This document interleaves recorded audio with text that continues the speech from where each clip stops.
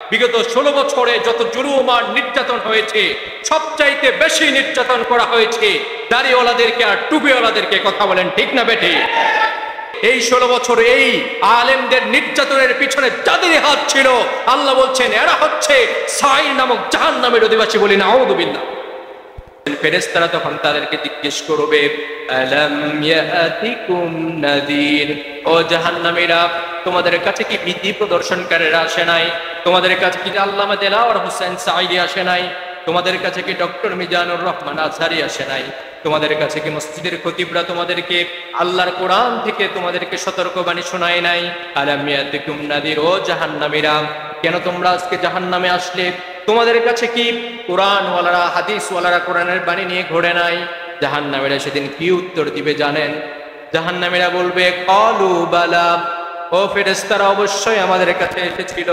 কদ জাআনা নাযীর, আমাদের কাছে ভীতি প্রদর্শনকারীরা এসেছিল। আমাদের কাছে যুগের শ্রেষ্ঠ মুফাসসির আল্লামা দেলাওয়ার হোসেন সাঈদী এসেছিল। আমাদের কাছে মিজানুর রহমান আজহারী এসেছিল। আমাদের কাছে আল্লামা আজিজুল হক রাহিমাহুল্লাহ এসেছিল।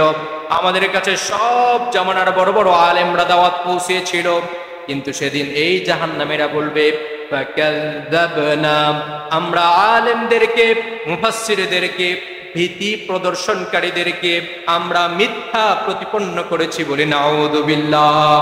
প্রিয় ভাইরা আমার, আজকে যারা জালেম আর জুলুম করছে, যারা আলেমদেরকে দেখলে নাক সিটকায়, বিগত 16 বছরে যত জুলুম আর নির্যাতন হয়েছে, সবচাইতে বেশি নির্যাতন করা হয়েছে দাড়িওয়ালাদেরকে আর টুপিওয়ালাদেরকে। কথা বলেন ঠিক না বেঠি? সুতরাং প্রিয় ভাইরা, এই যারা নির্যাতন করলো, জুলুম করলো, যুগ বিখ্যাত 100 বছরে একজন আল্লামার জন্ম হয় না, সেই আল্লামা দেলাওয়ার হোসেন সাঈদী, যিনি 50 বছরের বেশি আল্লাহর কোরআন থেকে সাবলীল ভাষায় তাফসীর করেছেন। সব মহলে, কওমি বলেন, আলিয়া বলেন, সুন্নি বলেন, সব মহলে আমার আল্লামার গ্রহণযোগ্যতা ছিল কি ছিল না? ছিল। প্রিয় ভাইরা, যখন ফেসবুক নাই, ইউটিউব নাই, ইন্টারনেট নাই, তখন আমার আল্লামার জনপ্রিয়তা ছিল আকাশচুম্বী। ঠিক কিনা? সেই আল্লামাকে, কোরআনের পাখিকে, কোরআনের বুলবুলকে, এই যে আল্লাহর কোরআন বলছে সূরা মূল 67 নম্বর সূরা এর 9 নম্বর আয়াতে, যখন জাহান্নামীরা জাহান্নামের মধ্যে প্রবেশ করবে, তাদেরকে জিজ্ঞেস করা হবে, আলাম ইয়াতিকুম নাযীর, তোমাদের কাছে কি জামানার মুফাসসিররা আসে নাই? ইমামরা আসে নাই? খতিবরা আসে নাই? কোরআন নিয়ে তোমাদেরকে কি ভয় দেখায় না জাহান্নামের?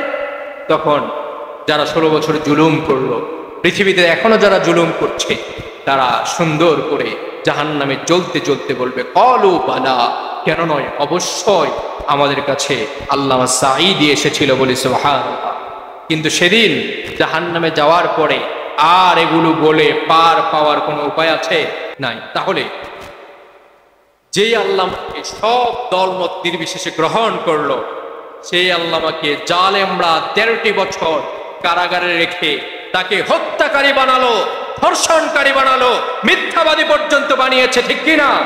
তাহলে আল্লাহর ভাষায় যারা এই 16 বছরে আলেমদের গায়ে হাত তুলেছে, আলেমদেরকে বিভিন্নভাবে অপদস্থ করেছে, এই 16 বছর এই আলেমদের নির্যাতনের পিছনে যাদের হাত ছিল, আল্লাহ বলছেন এরা হচ্ছে সাইর নামক জাহান্নামের অধিবাসী। বলি নাউযুবিল্লাহ।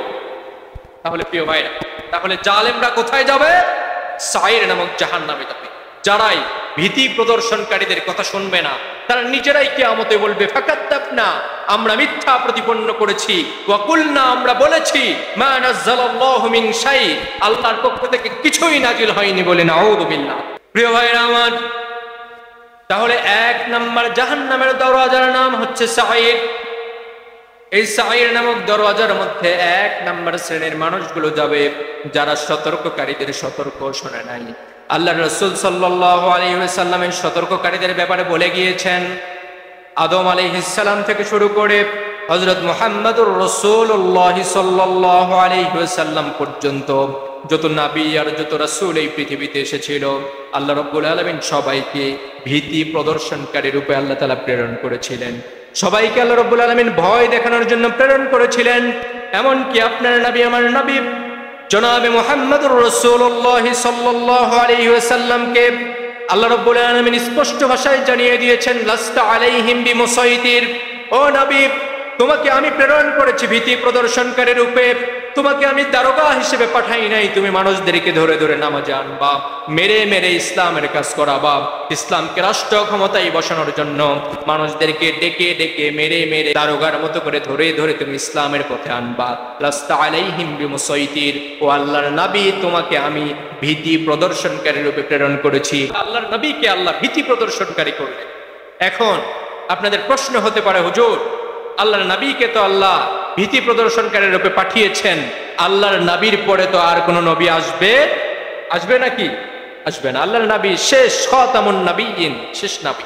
তাহলে এখন কথা হচ্ছে, হুজুর ভীতি প্রদর্শনকারী প্রিয় ভাইরা, আল্লাহ রাসূল বলে গিয়েছেন, আল উলামা, আলেমরা ওয়ারাসাতুল আম্বিয়া, আলেমরা হচ্ছে আল্লাহর নবীদের ওয়ারিস। বলি সুবহানাল্লাহ। তাহলে এখন এই আয়াত থেকে বাস্তবিক শিক্ষা হচ্ছে, আজকের আলোচনা হবে বাংলাদেশের প্রেক্ষাপটে, কোরআন বুঝতে হবে সময়ের আলোকে, যুগের আলোকে, প্রেজেন্ট টাইমের আলোকে, ঠিক কিনা? তাহলে কোরআনের আলোকে, প্রেজেন্ট টাইমের আলোকে আলোচনা করি, তাহলে বর্তমান বাংলাদেশে হক্কানি যে আলেমরা আছে আল্লাহর কোরআনের ভাষায়, তারা হচ্ছে আমাদের সতর্ককারী। সুতরাং এই সতর্ককারীদের কথা শোনার দরকার আছে না না? সতর্ককারীদের কথা যদি কোরআন দিয়ে বলে আর আপনার বাবার বিরুদ্ধেও যদি এই কথা যায়, তারপরেও মানার দরকার আছে না নাই?